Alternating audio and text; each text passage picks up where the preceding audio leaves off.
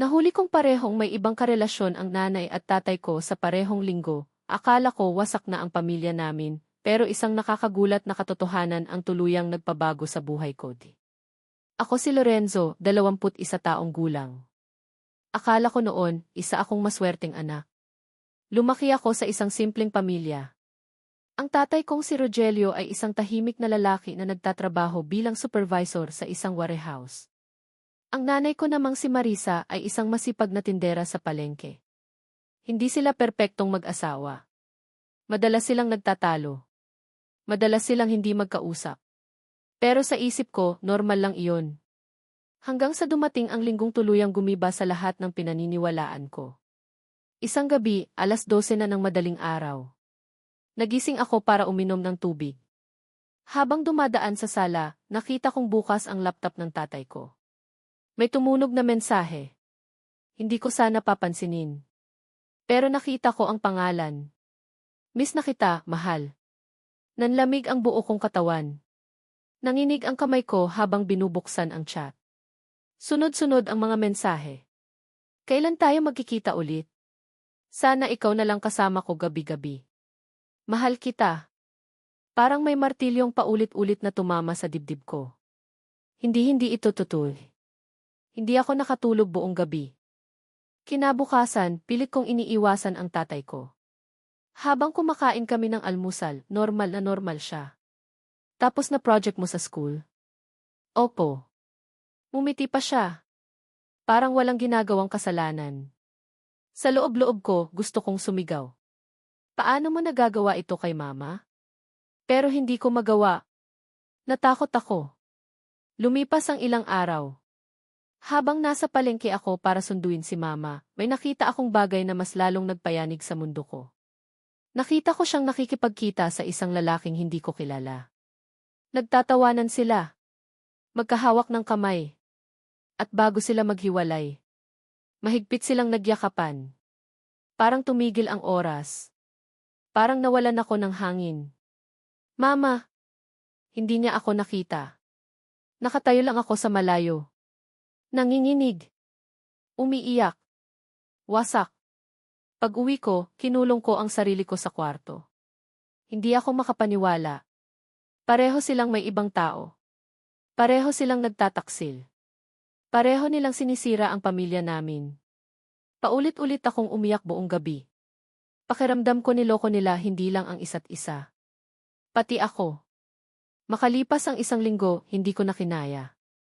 Habang naghahapunan kami, malakas kong ibinagsak ang kutsara. Nagulat silang dalawa.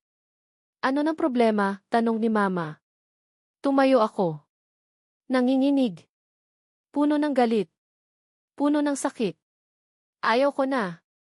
Nanlaki ang mga mata nila. Ano nang ibig mong sabihin? Tanong ni papa.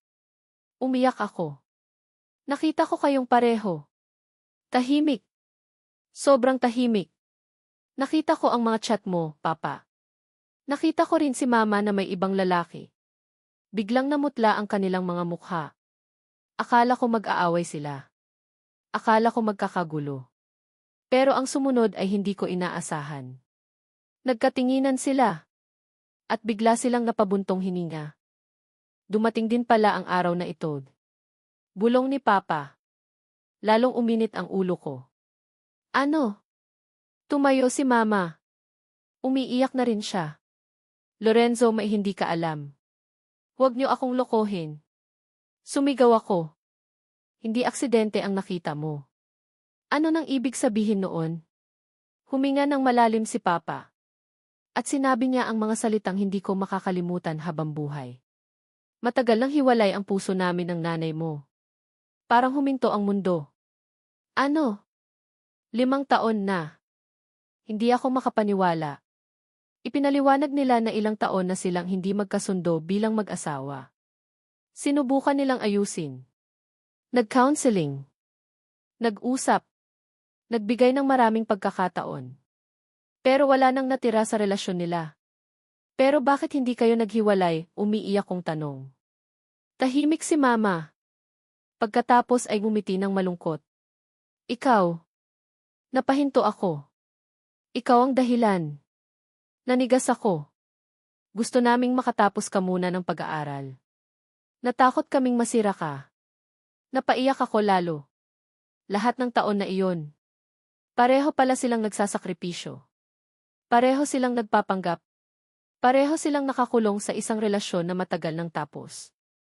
Pagkalipas ng ilang buwan, maayos silang naghiwalay. Walang sigawan. Walang demandahan. Walang eskandalo. Mas naging magkaibigan pa sila kaysa noong kasal pa sila. At doon ko nakilala ang pinakamalaking katotohanan sa buhay.